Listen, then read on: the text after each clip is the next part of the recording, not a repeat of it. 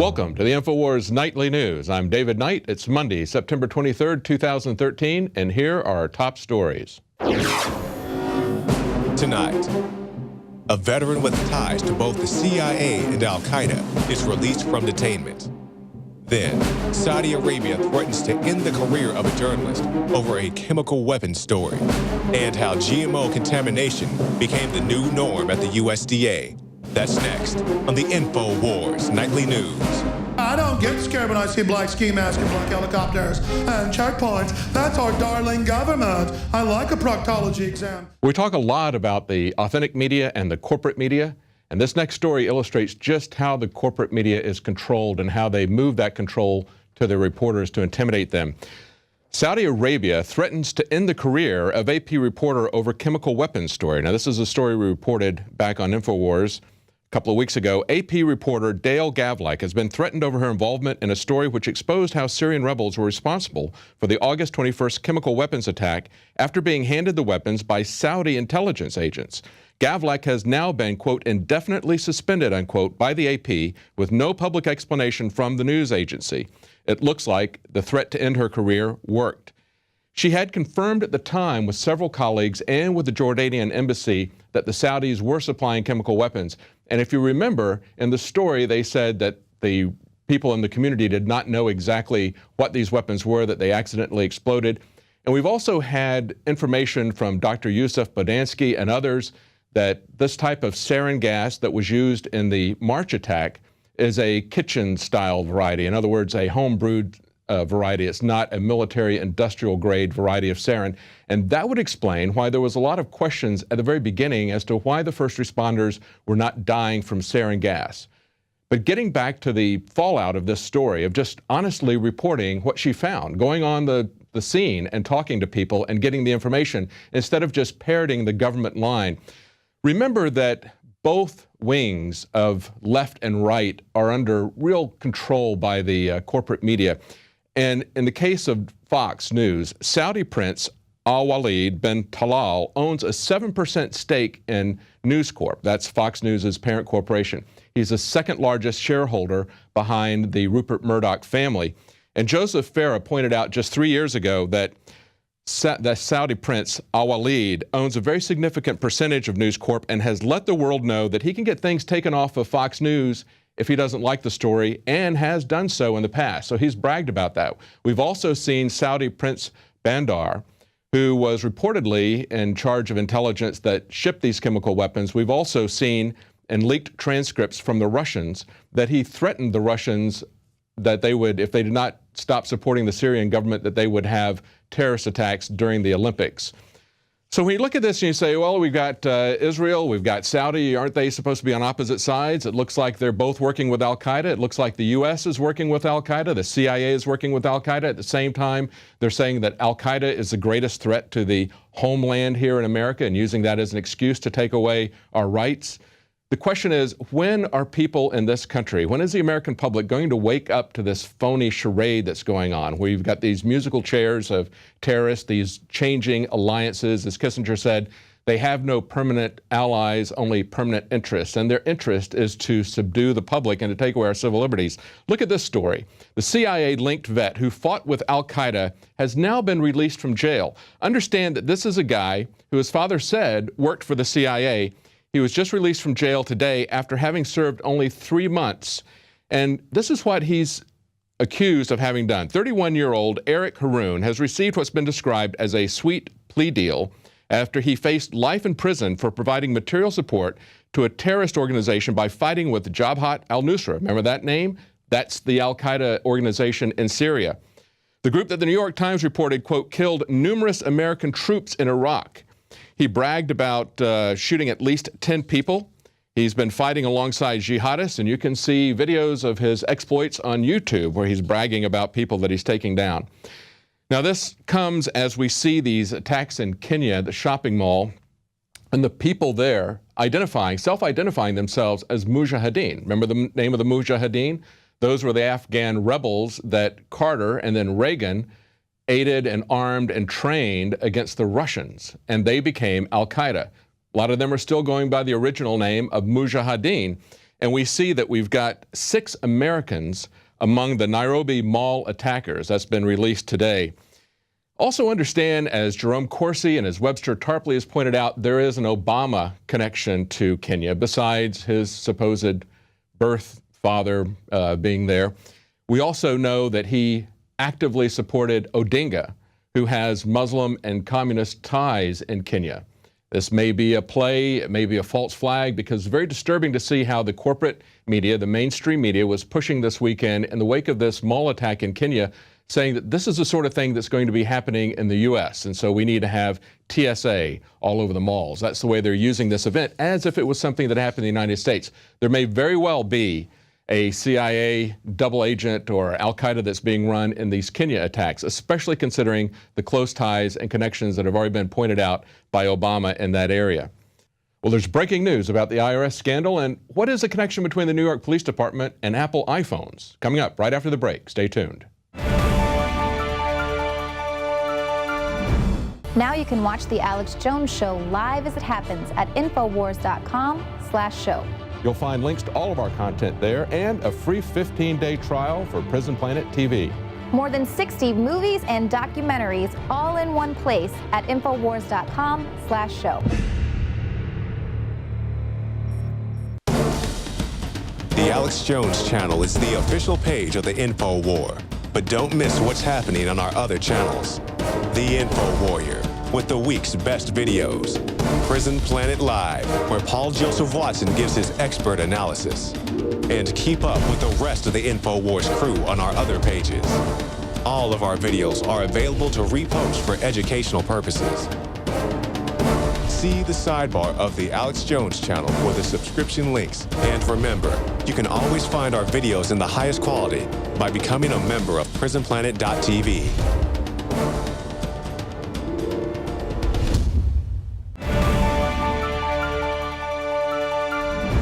Well, when Monsanto cross-pollinates neighboring crops and trespasses them, corrupting them, the U.S. government doesn't think that's a problem. The USDA now considers GMO contamination to be normal. USDA said that the detection of Monsanto genes in a neighboring farm should be addressed by the marketplace and not the government. How can the marketplace stop cross-pollination of crops? It can't do it. And just as we saw last week, the corporations are using the government schools to propagandize our children. Education in the United States is under attack by the federal government. It's supposed to be handled by the state anyway. The vehicle that they're using for their destruction is Common Core and also C-Scope. Common Core was created by the NGA, National Governors Association, and CCSSO, Council of Chief State School Officers, with zero input from states, school boards, and parents. They have no authority from any state to write the standards. On the Common Core website, in their own disclaimer, they say that NGA and CCSO don't warrant, endorse, approve, or certify the info on the Common Core website. Currently in the news, downloading is mean. Content industry drafts an anti-piracy curriculum for elementary schools. Listen up, children. Cheating on your homework is bad, but not as bad as sharing a music track with a friend or otherwise depriving the content industry of its well-earned profits. It suggests falsely that ideas are property and that building on others' ideas always requires permission. The overriding message of this curriculum is that students' time should be consumed not in creating, but in worrying about their impact on corporate profits. And students at Hartford Magnet Trinity College Academy in Hartford, Connecticut were on a field trip last November to Nature's Classroom when they were asked to reenact slavery as part of an educational exercise. The fact that they use the N-word, I mean, how dare you do that, say that to my child and call it an educational experience? Really? You could not, I mean, Hartford, you could not see that something was wrong with this? In Denton, Texas, they have rewritten the Constitution to read, "The people have a right to keep and bear arms in a state militia." The actual Second Amendment reads, "A well-regulated militia being necessary to the security of a free state, the right of the people to keep and bear arms shall not be infringed." I'm Gigi Arnetta with an Infowars Nightly News Special Report. And if you want more information about how the media and the public schools control public opinion, get State of Mind, available exclusively on DVD and Blu-ray from InfoWarsStore.com. Does it strike you as odd that the New York Police Department would be encouraging people to upgrade their iPhones to iOS 7? Yeah, we thought it was pretty strange too. The iPhone 5S just launched, but the NYPD seems to be big fans of the new security features. Police officers were handing out flyers to people around New York City on Saturday, nudging them to upgrade their devices to Apple's new iOS 7 operating system, saying the software gives added security to your devices. Sure, the new iOS security features include a Find My iPhone activation lock, which when enabled would prevent a thief from disabling the tracking system. But a pretty major oversight lets thieves quickly and easily prevent users from using the Find My iPhone to track and locate their stolen device. Another flaw discovered by security experts lets anyone bypass PIN or passcode protected lock screens to send emails, update your status on social networks, access your photos, you name it. So does the added security come from the new fingerprint recognition software? The built-in fingerprint scanner reads a user's prints, replacing the need for a password. The phone uses a high-res image to determine whether the fingerprint belongs to the owner or not. And there's no need to worry about a thief coming along and chopping off your finger to use it to get into your phone. Apple says they already worked this out by making sure the sensor will only recognize a live finger with a recognizable pulse. But the iPhone 5S has only been out for the weekend, and it's already been hacked. A German hacker group known as the Chaos Computing Club claims to have already defeated Apple's Touch ID using a fabricated print. The hackers simply made a fake finger mold using a photo of a fingerprint. You know, those fingerprints that you unwillingly leave everywhere, like your keyboard, a mouse, a coffee cup, the subway doors. Well, and apparently you don't even need access to a printer in order to get past Touch ID. You can unlock the iPhone 5S with your nipples. Granted, the nipple is possibly a more secure body part to register since you don't go around leaving those prints everywhere, hopefully, but it sure would be awkward getting into your phone at a restaurant. And some users have even registered their phones using paw prints. So this super secure iPhone 5S has already been hacked into, so why is the NYPD actively pushing for people to upgrade to a safer operating system? You'd think they were on the payroll or something. Well, it turns out the NYPD's public awareness notice also urges people to register their devices with their Operation Identification Program. It's never available to other software, and it's never stored on Apple servers or backed up to iCloud. But what about when your fingerprints are backed up into the NYPD database? Operation Identification Program might help the NYPD cut down on petty crime, but it also means that your fingerprints are going to be linked in their database. So not only are they violating your Fourth Amendment with their stop and frisk policy, but now they want you to just hand over your biometric data for safety. But it's okay. You're not a criminal. You're just a concerned parent. Or a conscientious protester. Maybe you're just a college kid going to the store, or just minding your business at a bus stop. The police want you to use your upgraded iPhone for safety, just as long as you don't turn it around on them for your own protection while filming police brutality. To see the progression of the police state, pick up copies of the Police State Trilogy and Police State 4, The Rise of FEMA at InfoWarsShop.com. For the Infowars Nightly News, I'm Leanne McAdoo.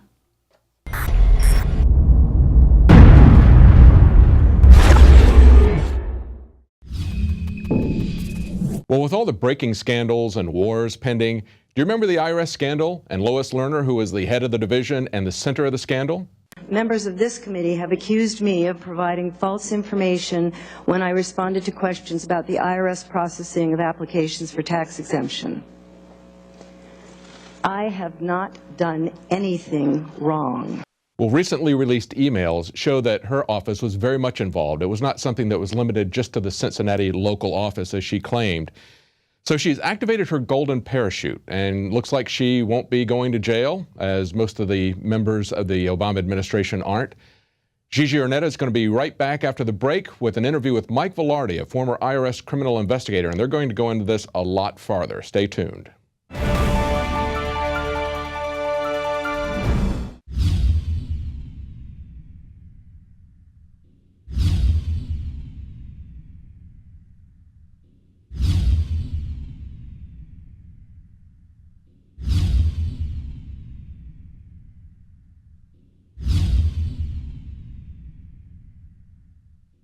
Introducing Pro-1. All of your filtration in one system, portable, on the go. No more do you have 2 or 3 filters to just reduce sodium fluoride. You have a system that cuts out the sodium fluoride and up to 95% of hydrofluorosilicic acid. Advanced manufacturing technology combines silver-impregnated white ceramic with new Aquamedics advanced media for removal of fluoride and other heavy metals, all in one filter element. It is the only one that does it, and out of the gates, we have it discounted at 10% off with promo code WATER. This is the only system that in one unit helps reduce or remove pesticides, herbicides, chloramines, ammonia, and chlorine, hydrofluorosilicic acid, the most common form of fluoride not covered by other fluoride filter brands, and sodium hexafluorosilicate. Get your Pro Pure with the new Pro-1 filter today at InfoWarsStore.com or by calling 888-253-3139.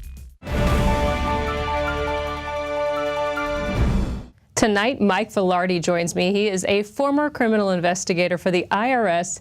He's been here with us before, but we are going to talk about Lois Lerner and Obamacare.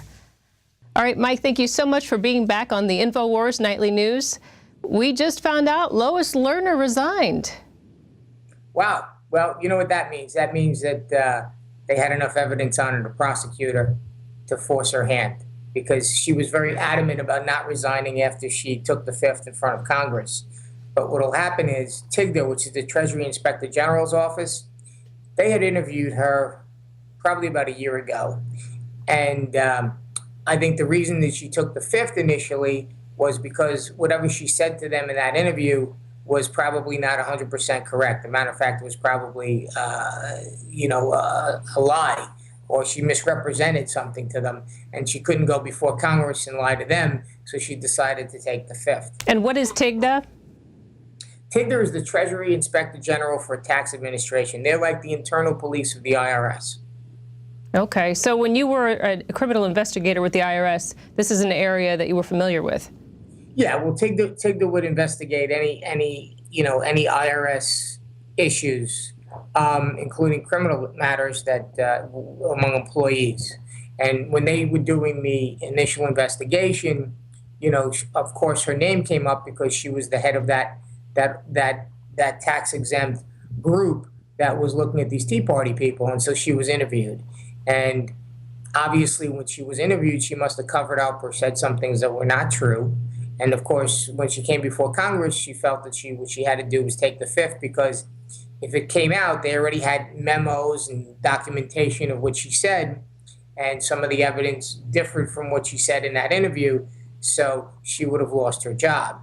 And now what basically happened was they probably came back to her with enough evidence and said, hey, listen, Lois, you have a choice here. You could either resign today or tomorrow you're going to be terminated. What would you want to do?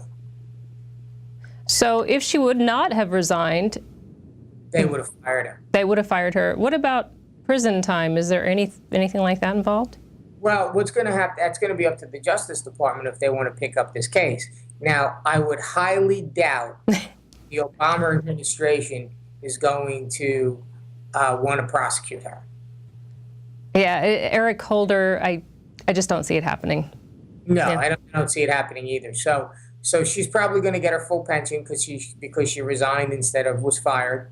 But if she did not resign, she would have been fired. That's basically the alternative you're given. And when you were with the IRS, you guys were already carrying weapons to certain situations.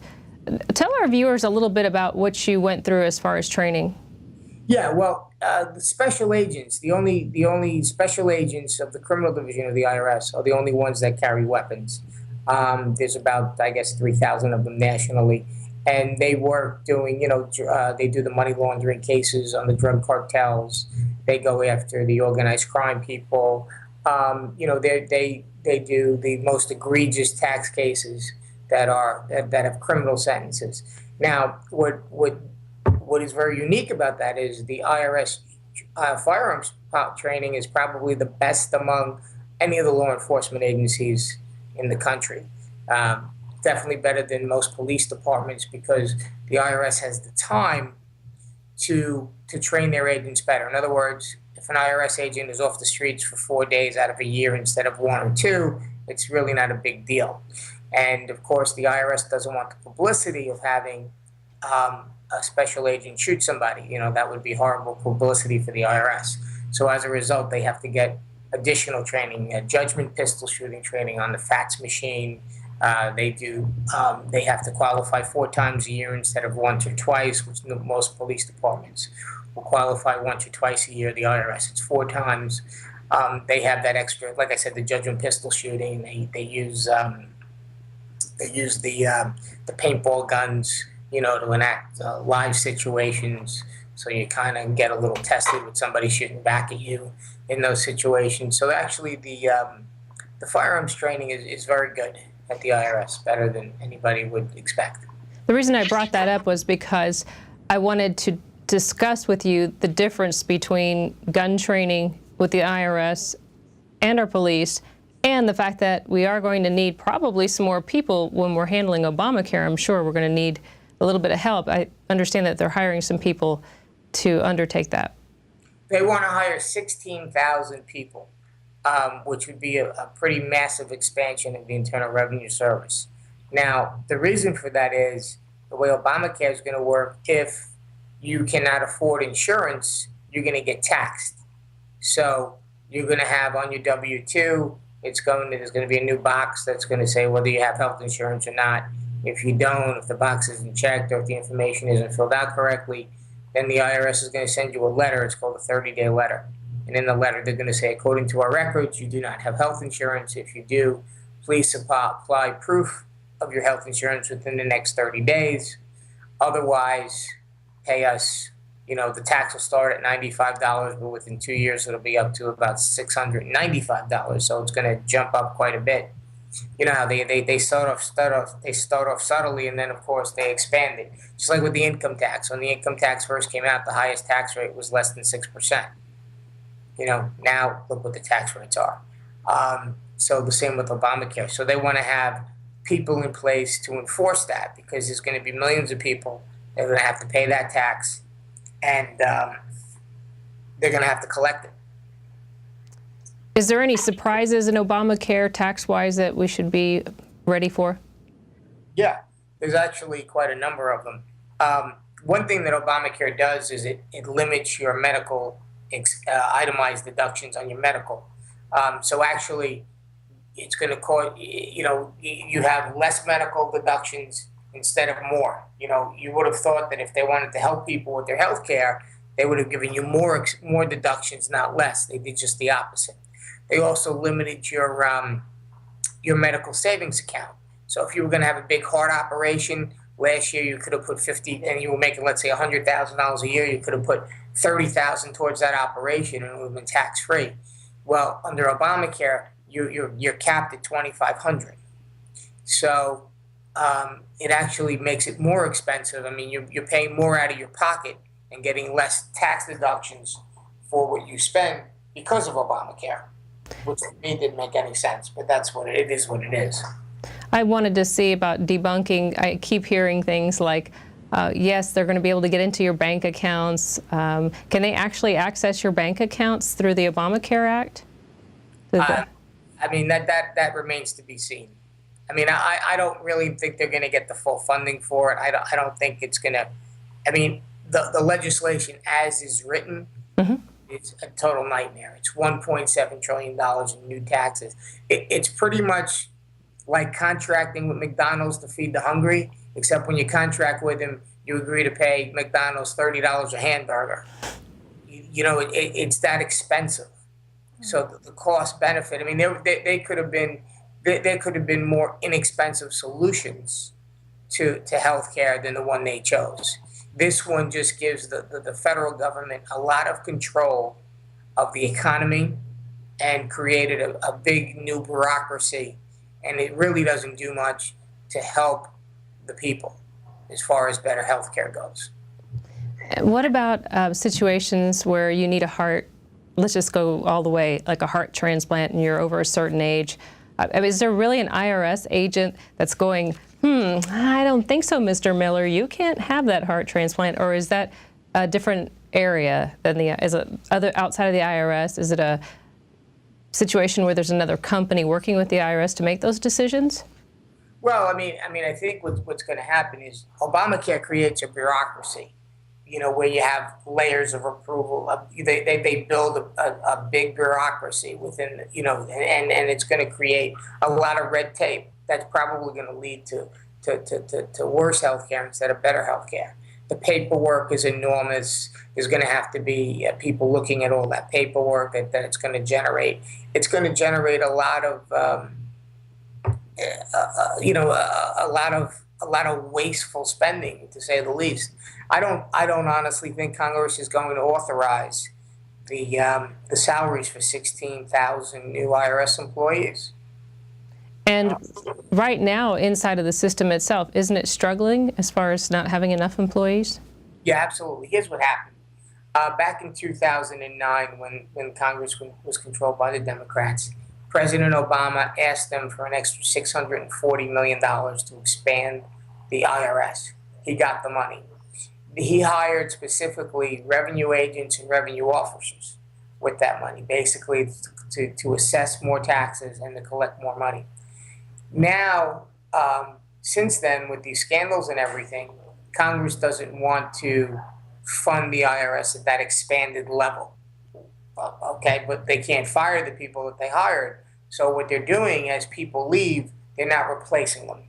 So now this is creating quite a nightmare, because if you have, let's say, 4 secretaries in a building and 3 leave, well, the 3 that left aren't being replaced. So now you have 1 secretary. And that's happened in certain offices. So as a result, people are not being replaced. So yeah, I have a client, and the RO that he has left, went to and took another job, and that case got reassigned. Well, it's not going to be a high priority of the person it got reassigned to, because they have their own caseload. They have a full caseload that they have to work, so it sits on the back burner. So as a result, they're not getting things done, because of the fact that people are leaving and they're not being replaced. Well, it sounds like if you have a problem with Obamacare and you're having to deal with the IRS, it's going to be backlogged. It's going to be backlogged. It's going to be a nightmare. This whole thing is a nightmare. It's just bad legislation. It's bad law. And whenever you're trying to enact bad law, there's going to be a lot of problems. Well, Mike, if our viewers need tax help and they need it bad, where can they find you again?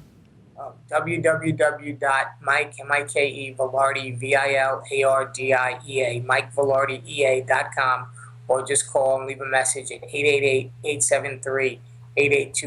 That's 888-873-8825, and I'll call you back. Well, thank you, Mike. Thank you so much for being back on the show, and I'm sure we'll do it again, because the IRS has plenty of scandals to talk about. Hey, thank you, Gigi. Thank you for having me. Have a great day. You too.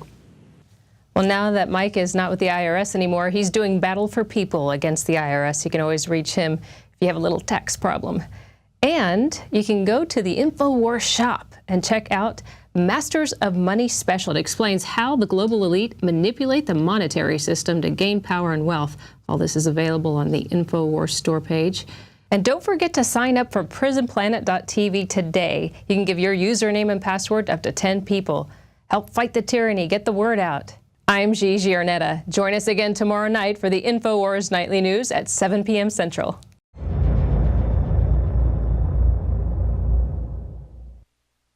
Now you can watch The Alex Jones Show live as it happens at Infowars.com/show. You'll find links to all of our content there and a free 15-day trial for Prison Planet TV. More than 60 movies and documentaries all in one place at Infowars.com/show.